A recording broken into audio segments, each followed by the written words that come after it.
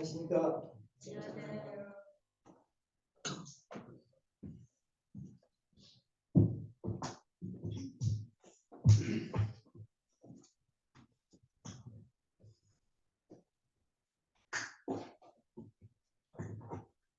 형제자매들을 그렇게 예배드리면서 모든 형제님들이 다 하나님 앞에 이렇게 감사의 기도를 드리시는 것 같아요. 그래서 주님 참 얼마나 기뻐하실까 그런 생각을 해봤습니다. 주님 믿는 그리스도인들에게 특권이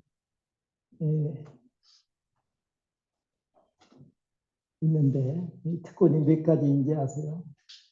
이 특권이 제가 이 특권을 생각을 하면서 묵상을 하면서 참 감사를 드리는데 주님 믿는 우리 그리스도인들에게 이 특권이 이제 세 가지가 있다는 것을 말씀을 통해서 이렇게 배우게 되는데, 첫째는 하나님 앞에 드리는 예배입니다. 예배는 하나님 앞에 참 놀라운 주님 믿고 구원받은 우리들에게 주신 놀라운 특권 중에 이 특권입니다. 그 다음에 두 번째로는 하나님과의 동행하는 그런 삶입니다. 에녹이 하나님과 300년 동안을 동행했다고 그랬는데, 이 동행이라는 그 말의 뜻은 하나님과의 깊은 관계를 누린다, 그런 뜻을 가지고 있습니다. 그래서 에녹은 300년 동안 평생 동안 하나님과 깊은 관계 속에서 놀라운 그런 삶의 특권을 누렸던 그런 훌륭한 믿음의 선진이었습니다. 그래서 우리가 하나님과의 동행하는 삶, 하나님과의 깊은 관계 속에서 사는 이런 누리는 이런 특권의 삶, 굉장히 놀라운 그런 특권이고요. 그 다음에 세 번째로는 악한 세상에서 주님을 증거하고 주님 안에 거하는 으로 인한 기쁨, 또 주님을 닮아가는 데 있어서의 그 기쁨, 이 기쁨을 누리는 삶의 특권이 있습니다. 근데 이것은 악한 세상에서 이 세 가지의 이런 놀라운 특권이 있다는 거예요. 그래서 우리가 예배를 드릴 때 우리가 이 놀라운 특권을 생각하면서 하나님 앞에 예배를 드리면은 하나님 앞에서 정말 기쁨과 즐거움과 감사함으로 하나님 앞에 예배를 드릴 수가 있습니다. 그리고 우리가 하나님과의 그런 깊은 관계 속에서의 삶, 또 이와 같은 기쁨을 누리는 삶은 악한 세상에서 그리스도인들만이 누리는 이런 세 가지의 특권이 있다는 것을 우리 상인들이 기억하시면 좋겠습니다. 평택교회 이 비전교회를 제가 이렇게 오게 된 것은 이제 전에 평택교회 중앙교회에 계실 때 이제 여러 가지 어려움이 있으셨잖아요. 그리고 이제 총리사님들이 이제 어려움 가운데서 또 예배당을 새로 이렇게 마련하시고 이 헌당식을 하신다는 이런 소식을 들었을 때 좀 와보고 싶었어요. 근데 제가 일 때문에 참 와보지를 못했습니다. 그래서 우리 김웅배 형제님하고 이제 가끔 이제 통화를 하면서 언제 평택 비전교회 한번 가보고 싶다고 이제 얘기를 하니까 형제님이 언제든지 오십시오 얘기를 하시더라고요. 그래서 그러면은 2월 달인가요? 그때 3월 한 둘째 주 좀 주일날 제가 좀 가보고 싶다고 말씀을 드렸어요. 그래서 오늘 오게 됐습니다. 오게 된 것은 이제 형제자매님들 오래간만에 이렇게 뵙고 인사도 드리고 또 이 믿음의 그런 귀한 본을 보고 또 형제자매님들한테 배우고 싶은 그런 마음이 있어서 왔습니다. 그런데 이렇게 형제님 또 김웅배 형제님 이렇게 말씀 시간인데 담당이신데 이제 제가 이렇게 나오게 돼서 형제님이 어떤 말씀 시간을 제가 뺏는다는 생각이 들어서 좀 죄송한 마음이 있고 그렇지만은 또 제가 매주 오는 건 아니잖아요. 그러니까 그냥 죄송한 마음이 있습니다. 아무튼 저희 와 보니까 너무 예배당이 고급스럽고 세련되고 아주 너무 좋습니다. 형제 자매님들이 기도를 많이 하시고 또 헌신하시고 봉사하시고 또 주님께 드리시고 수고를 많이 하셨다는 그런 생각을 하게 됐습니다. 예배당이 너무 좋습니다. 이제 저희 동탄교회는요, 2018년도 1월 달부터 이제 시작이 돼서 지금 한 6년의 세월이 지났습니다. 그래서 제가 갔을 때 이제 한 두세 가정 이렇게 있었는데 이제 제가 가면서 함께 이렇게 하면서 지금은 한 2, 30분 정도 이렇게 모이시고 계세요. 동단교회가 이제 외부적으로는 일을 많이 하는 것처럼 이렇게 보여졌는지 모르겠습니다만 실제적으로 열매로 이렇게 이어진 부분에 있어서는 좀 부족한 면이 있지 않나 이런 생각을 하게 되고 그런 문제와 원인이 어디 있는가 이런 것들을 대해서 주님 앞에서 잘 분별해야 될 필요가 있고 분별해야 될 필요가 있고 잘 깨달아야 될 부분들이 있다고 생각을 하고 있습니다. 이제 동탄교회가 한동안 막 형제자매님들이 막 이렇게 기뻐하시고 막 이렇게 부흥되시는 것처럼 이렇게 이제 느껴졌는데 중간에 이제 어떤 사단의 이런 역사로 인해서 이제 교회가 많이 어려움이 있었습니다. 그래서 이 교회는요 항상 이런 사단의 이런 공격 대상이 되기 때문에 형제자매님들이 말씀 안에서 이렇게 깨어 있지 못하면 또 밝은 분별력을 가지고 이렇게 주님 섬기지 않으면 교회는 잘못하면은 사단의 이런 계계와 역사로 인해서 교회가 많이 어려움을 당할 수가 있습니다. 주님이 마태복음 16장에서도 이 반석에 내 교회를 세우리니 음부의 권세가 이기지 못하리라. 이런 음부의 권세에 대한 말씀을 미리 예고를 하셨습니다. 그래서 이 사단은 할 수만 있으면 이 교회 안에 스며들어와 가지고 교회를 이 사단의 이런 세 가지의 공격 이 전략이 있는데 하나는 우리가 영적인 시선을 주님에게서 다른 곳으로 이렇게 돌려놓는 이런 일을 하게 해요. 사단은 항상 그런 일을 해요. 그리고 두 번째는 진리의 말씀을 왜곡시킵니다. 왜곡시키고 그 다음에 세 번째로는 교회 안에서 다툼을 일으킵니다. 다툼을 일으켜가지고 교회를 분열시키고 이렇게 합니다. 그래서 이제 지역교회의 그런 안 좋은 소식들을 우리가 듣잖아요. 이런 것들이 바로 사단의 3대 전략에 넘어가기 때문에 그런 거예요. 그래서 현재 장님들이 제가 주님의 몸된 교회를 사랑하는 마음으로 염려하는 마음으로 이런 말씀을 드린 것입니다. 그래서 이제 동탄교회도 이제 중간에 어려움이 있었는데 이제 주님 조금씩 이렇게 자신의 교회를 회복시켜 주시고 또 이렇게 좋게 이렇게 지금 교회가 좋아지고 있다는 소식을 알려드립니다. 저는 1976년도에 군대에서 구원을 받고 오래됐잖아요.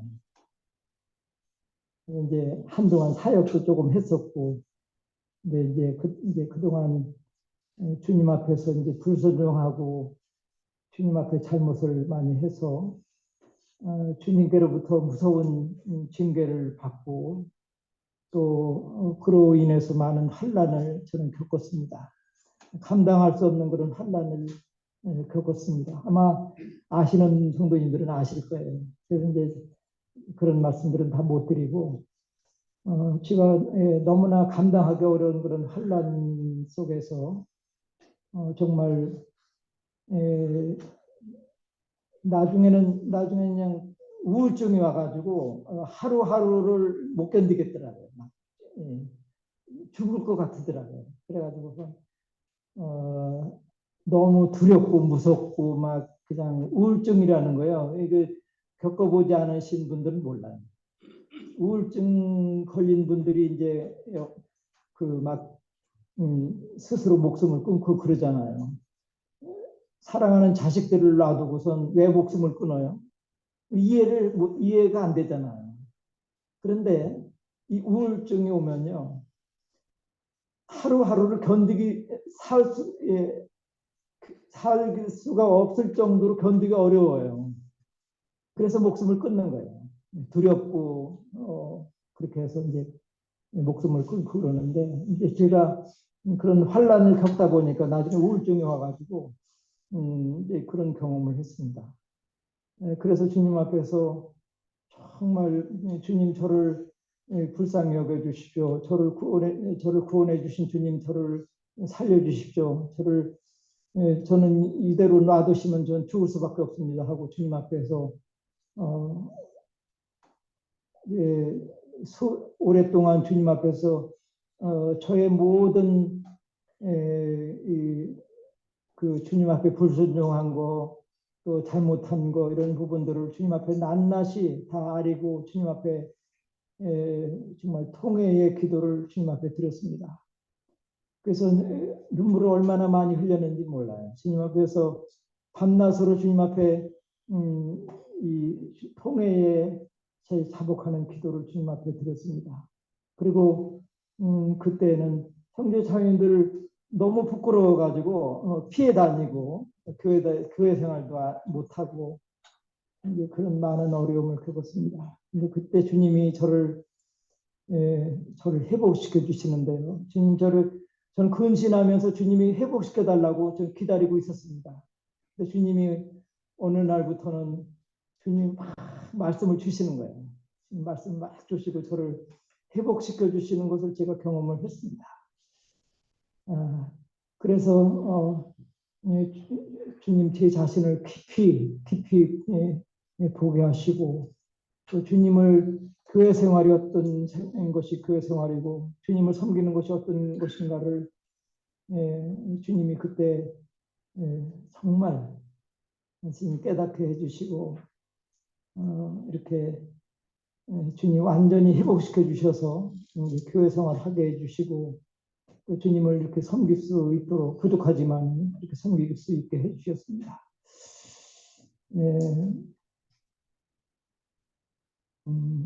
오늘 형제자매들하고 비전교회 형제자매들하고 이렇게 나누고자 하는 교제의 말씀은요. 베드로전서에 있는 말씀을 통해서 그리스도인의 고난이라는 주제를 가지고 교제를 나누기를 원합니다.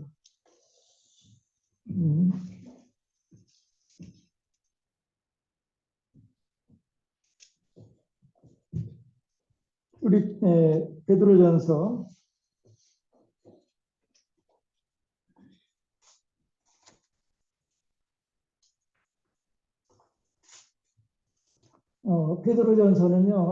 '이 배경을 우리가 이제 이해할 필요가 있는데요. 베드로전서는 로마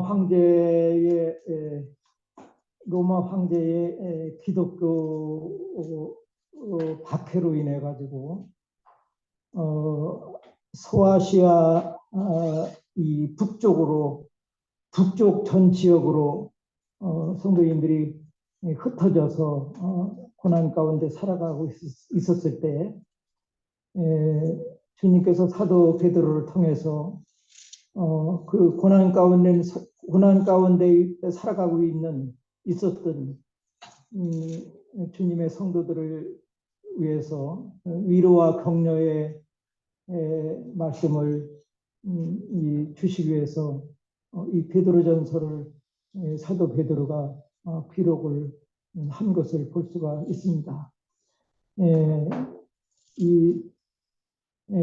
그 당시에 흩어져서 살았던 형제 자매님들이 열악한 이런 환경 속에서 그들이 많은 고생을 하며 고난 가운데 삶을 살았습니다. 이 정치적으로 로마 황제의 이런 박해를 피하고 또 그런 어려움 속에서 살았을 뿐만 아니라 그들은 경제적으로도 많은 어려움이 있었고 또 형제 자매님들이 병이 나도 뭐 어디 가서 이렇게 편하게 이렇게 진료받을 수 있는 그런 환경도 아니었고 또 이 사회적인 그런 불합리한 그런 제도로 인해 가지고 여러 가지로 모든 면에서 불리한 조건 가운데서 형제 자매님들이 이렇게 살아가고 있었다고 할 수가 있습니다. 이제 그런 고난 가운데 이렇게 살아가고 있었던 형제 자매들한테 사도 베드로가 주님의 말씀을 받아서 이 베드로전서를 기록하고 또 이와 같은 이 말씀을 통해서 그들을 위로하고 격려했던 그런 말씀 바로 베드로전서입니다. 그래서 이 베드로전서에는 고난에 대한 말씀이 많이 이제 기록이 되어 있는데 이 고난의 종류가 몇 가지인지 아시겠어요? 아세요? 고난의 종류가 많이 있습니다. 우리 고난에 대한 종류가 한 8가지가 있는데요. 첫 번째 2장 19절 말씀 보시겠습니다. 2장 19절에 부당하게 고난을 받아도 하나님을 생각함으로 슬픔을 참으면 이는 아름다우나 죄가 있어 매를 맞고 참으면 무슨 칭찬이 있으리요. 그러나 선을 행함으로 고난을 받고 참으면 이는 하나님 앞에 아름다우니라. 여기 보시면요. 부당하게 받는 고난이 있습니다. 부당하게 받는 고난. 그 다음에 보시면은 죄가 있어서 매를 맞는 고난이 있습니다. 이 죄가 있어서 매를 맞는 고난은요, 징계적인 고난을 의미하고 있습니다. 그 다음에 세 번째로는 선을 행함으로 받는 고난이 있음을 말씀하고 있습니다. 그래서 여기에 부당하게 고난을 받아도 하나님을 생각함으로 슬픔을 참으면 이는 아름답다. 죄가 있어 매를 맞고 참으면 무슨 칭찬이 있으려. 그러나 선을 행함으로 고난을 받고 참으면 이는 하나님 앞에 아름다우니라. 이렇게 말씀하고 있습니다. 그래서 여기에 부당하게 받는 고난, 죄가 있어 매를 맞는 고난, 그 다음에 선을 행함으로 받는 고난에 대해서 말씀해 주고 있습니다. 그 다음에 이제 3장 14절에 보시면요. 3장 14절에 보시면은 그러나 의를 위하여 고난을 받으면 복이 있는 자니 그들이 두려워하는 것을 두려워하지 말며 근심하지 말며. 여기 의를 위하여 받는 고난에 대해서 말씀하고 있습니다. 의를 위하여 고난을 받으면 복 있는 자니 그들이 두려워하는 것을 두려워하지 말며 근심하지 말라. 이렇게 말씀해 주고 있습니다.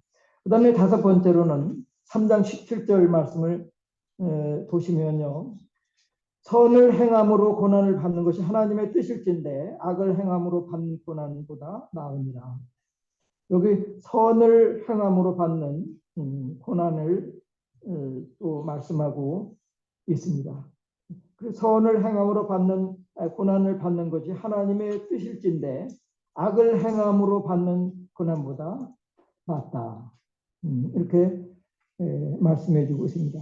그래서 의를 위한 고난, 그 다음에 악을 행함으로 받는 고난을 말씀하고 있습니다. 그 다음에 이제 여섯 번째로는요, 4장 15절 말씀 보시겠습니다. 4장 15절을 말씀 보시면 너희 중에 누구든지 살인이나 도둑질이나 악행이나 남의 일을 간섭하는 자로 고난을 받지 말려니와 여기 살인, 도둑질, 악행 그리고 남의 일을 간섭하는 것으로 받는 고난을 말씀하고 있고요. 그 다음에 이제 16절에는 만일 그리스도인으로 고난을 받으면 부끄러워하지 말고 도리어 그 이름으로 하나님께 영광을 돌리라. 그리스도인으로 받는 고난에 대해서 말씀하고 있습니다. 그 다음에 이제 여덟 번째 마지막으로 그 밑에 19절 말씀 보시면요. 그러므로 하나님의 뜻대로 고난을 받는 자들은 또한 선을 행하는 가운데서 그 영혼을 믿으신 창조주께 의탁할지니라. 하나님의 뜻대로 받는 고난을 말씀해 주고 있습니다. 그래서 이 베드로전서에는 약 8가지 정도의 고난의 종류에 대해서 말씀해 주고 있습니다. 그래서 사도 베드로는 이 고난 가운데 있는 이 소아시아에 흩어져서 고난 가운데 있는 성도들한테 이와 같은 고난의 종류에 대해서 말씀하면서 너희는 어떠한 것으로 고난을 받는 거냐 하는 것을 이 자신을 돌아보게 하는 그런 말씀이에요. 우리는 어떠한 고난을 받고 있습니까? 선을 행함으로 받는 고난, 의를 위하여 받는 고난, 그리스도인으로 받는 고난, 또 하나님의 뜻대로 받는 고난, 이런 고난을 받는 것은 참 복이 있는 것이고 아름다운 것이고 또 애매히 당하는 고난 이런 것들은 다 아름다운 것이고 복된 것이고 좋은 고난인 것입니다. 그래서 형제자매들 우리는 우리가 주님 앞에 잘못함으로 고난을 받는 것은 부끄러운 거죠. 제가 과거에 그런 경험을 많이 했습니다. 그래서 저는 참 부끄럽고 못난 참 그런 형제입니다. 그래서 주님 이렇게 이제 이 사도 베드로는 이와 같은 고난 가운데 있는 성도들한테 이와 같은 고난에 대한 여러 가지 종류에 대해서 말씀하면서 주님을 위한 고난을 받는다는 것은 복된 거다. 부끄러워하지 말라. 이런 그것을 가르쳐 주기 위해서 이런 고난에 대한 종류를 먼저 말씀해 주고 있습니다. 그래서 이제 이 베드로전서를 통해서 우리가 이제 사도 베드로가 이에 한 5가지 정도의 말씀으로 교훈을 이제 주고 있는 것을 볼 수 있는데 첫째로는 이 고난에 대한 종류, 이 고난에 대한 말씀을 이렇게 해주고 있는 것을 볼 수가 있습니다. 그 다음에 두 번째로는 또 사도 베드로는 그 고난 가운데 있는 성도들한테 우리 주님의 고난의 본과 그 고난 받으신 이유를 말씀해 주고 있습니다. 2장 24절의 말씀 보시면요.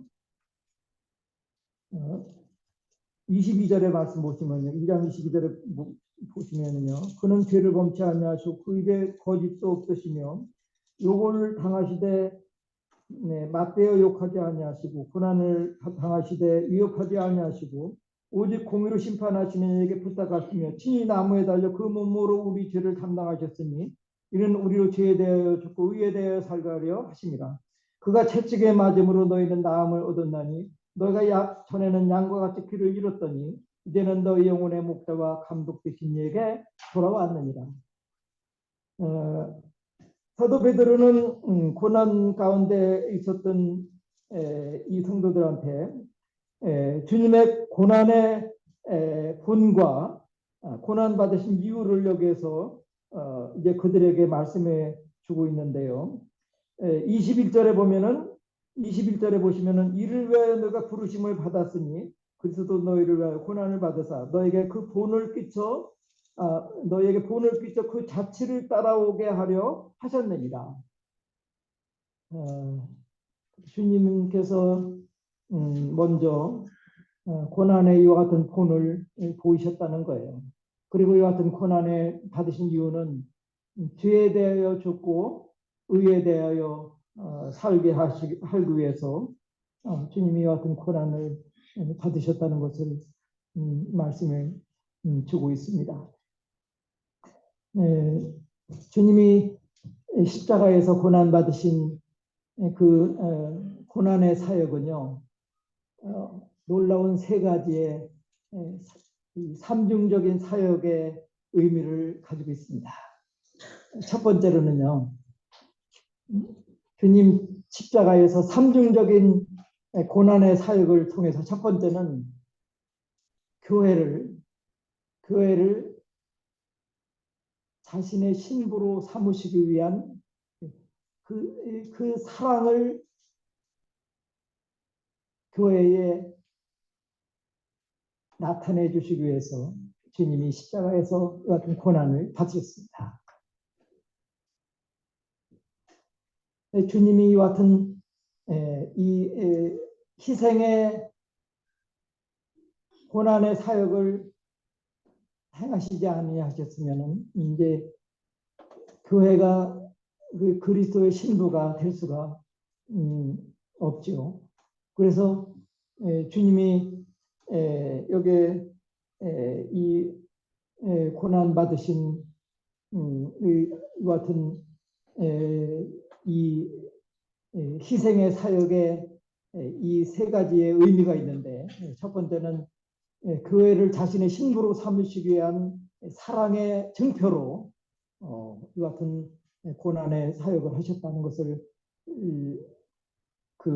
나타내 주시고 있고요. 그 다음에 두 번째로는 사탄 마귀의 권세를 완전히 무너뜨리고 멸하시는 이런 의미가 있다는 거예요. 그래서 이제 더 이상 사단이 주님 믿는 성도들을 말하자면 붙잡아둘 수 없고 또 종로로 타게 할 수 없다는 이런 그 의미를 나타내고 있습니다. 그래서 주님은 이와 같은 십자가의 사역을 통해서 악한 마귀 사단의 권세를 완전히 멸하시는 이런 의미가 있고요. 그 다음에 세 번째로는 주님은 우리의 모든 죄를, 주님을 믿는 모든 그리스도인들의 모든 죄를 대속하시는 그런 대속의 사역의 의미를 나타내주고 있습니다. 이제 이 교회를 사랑하시는 그 사랑의 사역, 또 악한 마귀 사단의 권세를 완전히 멸하시는 사역, 그 다음에 모든 죄를 대속해 주시는 그런 대속제물의 사역, 이 세 가지의 삼중적인 사역으로 인해서 주님은 교회를 자신의 신부로 이렇게 삼아 주신 것입니다. 이와 같은 주님의 사역이 없으셨다면 교회는 주님의 신부가 결코 될 수가 없는 것입니다. 그래서 주님은 이와 같은 놀라운 십자가의 희생의 사역을 통해서 이와 같은 삼중적인 사역을 통해서 교회를 자신의 신부로 이렇게 삼아 주셨다는 것을 이 말씀을 통해서 우리가 이제 생각해 볼 수 있고, 그래서 주님 앞에 주님이 이와 같은 고난을 받으시면서도 주님은 끝까지 이렇게 참으시고 그 십자가의 놀라운 사역을 이루신 것을 우리가 이 말씀을 통해서 볼 수가 있습니다. 주님이 이제 고난 받으실 때 막 로마 병제들한테 막 뭐 침뱉음도 당하시고 또 뭐 옷을 벗겼다가 입혔다 막 그런 욕을 당하시고 또 주님이 뺨도 맞으셨잖아요. 뺨도. 근데 어떤 형제가 그러더라고요. 학교 다닐 때 무서운 선생님들이 있었는데 그 선생님들 중에는 때리고 뭐 그런 선생님도 있었는데 그 선생님들 중에서 따귀를 때리는 선생님이 있었는데 그 선생님의 이름은 잊어버리지가 않다는 거예요. 따귀를 때리는 이 뺨을 때리는 거 있잖아요. 따귀를 때리는 건요. 정말 자존심을 상하게 하는 것이고 아주 모멸감을 주는 그런 행위입니다. 주님이 뺨을 맞으셨잖아요. 여러분, 우리가 어떤 사람한테 뺨을 맞으면 어떻겠습니까? 그래서 그 형제가 그러더라고요. 학교 다닐 때 다른 선생님이 막 이렇게 뭐 때리고 그런 거는 그 선생님의 이름은 생각이 안 나는데 뺨을 때린 선생님은 잊어버리지가 않는다는 거예요. 그래서 그 얘기를 듣고요. 주님이 뺨 맞으신 그것을 생각하면서 주님 이러한 고난을 받으셨구나. 나를 위해서, 우리 죄를 위해서 주님 같은 뺨을 맞으시기도 하셨구나 그런 생각을 하게 됐습니다. 그리고 죄에 대하여 죽고 의에 대하여 살게 하기 위해서 주님이 같은 고난의 본을 받으셨습니다. 그래서 우리가 주님의 고난을 우리가 깊이 배우고 깨닫고 이렇게 묵상하는 것이 참 좋습니다. 그다음에 이제 사도 베드로께서 고난 가운데 있는 성도들한테 세 번째로 교훈해 주고 있는 말씀을 볼 수가 있는데요. 이 세 번째 교훈은 뭐냐면 주님을 믿는 우리들에게 그리스도 안에서 주신 놀라운 구원과 소망이라는 것입니다. 그래서 베드로전서 1장에 보시면은 1장 3절 4절 말씀을 보시면요. 우리 주 예수 그리스도의 아버지 하나님을 찬송하리로다. 그의 많으신 긍휼대로 예수 그리스도를 죽은 자 가운데서 부활하게 하심으로 말미암아 우리를 거듭나게 하사 산 소망이 있게 하시며 썩지 않고 더럽지 않고 새하지 아니하는 유업을 있게 하시나니 곧 너희를 위하여 하늘에 간직하신 것이라. 사도 베드로는 고난 가운데 있는 성도들한테 그리스도 안에서 하나님께서 주신 놀라운 구원과 하늘의 소망에 대해서 이와 같이 그들로 하여금 생각하게 하고 잊지 말고 감사하고 기뻐하게 하기 위해서 이와 같은 말씀을 해주고 있는 것을 볼 수가 있습니다. 그 다음에 이제 18절 1장 18절 보시면요. 너희가 알거니와 너희 조상에 물려둔 헛된 행실에서 대속함을 받은 것은 은이나 금같이 없어질 것으로 된 것이 아니오 오직 흠없고 점없는 어린 양 같은 그리스도의 보배로운 피로 된 것입니다. 그는 창세전부터 미리 알리신 바 되심이나 이 말세에 너희를 위하여 나타내신 바 되었으니 너희는 그를 죽은 자 가운데서 살리시고 영광을 주신 하나님을 그리스도로 말미암아 믿는 자니 너희 믿음과 소망이 하나님께 있게 하셨느니라. 그 다음에 보시면은 23절에 보시면은 너희가 거듭난 것은 썩어질 치로 된 것이 아니요 썩지 아니할 치로 된 것이니 살아있고 항상 있는 하나님의 말씀으로 되었느니라. 그러므로 모든 육체는 풀과 같고 그 모든 영광은 풀의 꽃과 같으니 풀은 마르고 꽃은 떨어지되 오직 주의 말씀은 세세토록 이쁘다 하였으니 너에게 전한 복음이 곧 이 말씀이니라. 그래서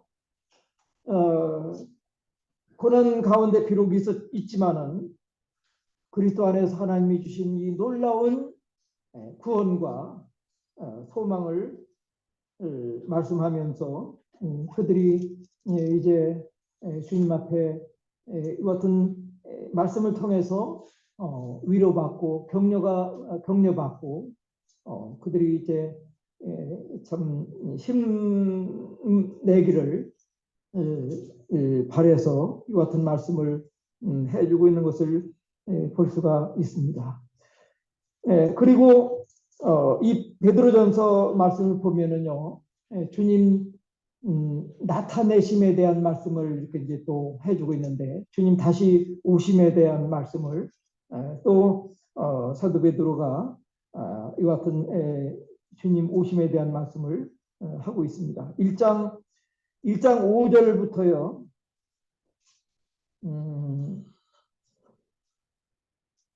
5절 말씀 보시면은 너희는 말세에 나타내기로 예비하신 구원을 얻기 위하여 믿음으로 말미암아 하나님의 능력으로 보호하심을 받았느니라. 그러므로 너희가 이에 여러 가지 시험으로 말미암아 잠깐 근심하게 되지 않을 수 없으나 오히려 크게 기뻐하는도다. 너희 믿음의 확실함을 불로 연단하여 없어질 금보다 더 귀하여 예수 그리스도께서 나타나실 때에 칭찬과 영광과 존귀를 얻게 할 것이니라. 여기 그리스도께서 나타나실 때에 칭찬과 영광과 존귀를 얻게 할 것이다. 이렇게 주님 나타나심에 대해서 말씀해주고 있습니다. 그 다음에 13절 보시면요. 13절 보시면 1장 13절에 보시면 그러므로 너희 마음의 허리를 동이고 근신하여 예수 그리스도께서 나타나실 때에 너에게 가져다 주실 은혜를 온전히 바랄지어다. 여기 이 말씀 아래를 보시면은 몇 가지의 교훈을 하고 있는데 주님 나타나실 때 너에게 가져들 은혜를 온전히 바라라고 말씀하시고 그 다음에 15절에서는 오직 너희를 부르신 거룩한 이처럼 너희도 모든 행실에 거룩한 자가 되라. 거룩한 자가 되라고 말씀하시고 그 다음에 17절에서는 외모로 보시지 않고 각 사람의 행위대로 판단하신 이를 너희가 아버지라 부른즉 너희가 나그네로 있을 때를 두려움으로 지내라고 말씀해 주고 있고 그 다음에 22절에 보시면은 너희가 진리를 순종함으로 너희 영혼을 깨끗하게 거짓이 없이 형제를 사랑하게 이르렀으니 마음으로 뜨겁게 서로 사랑하라고 권면해 주고 있습니다. 그래서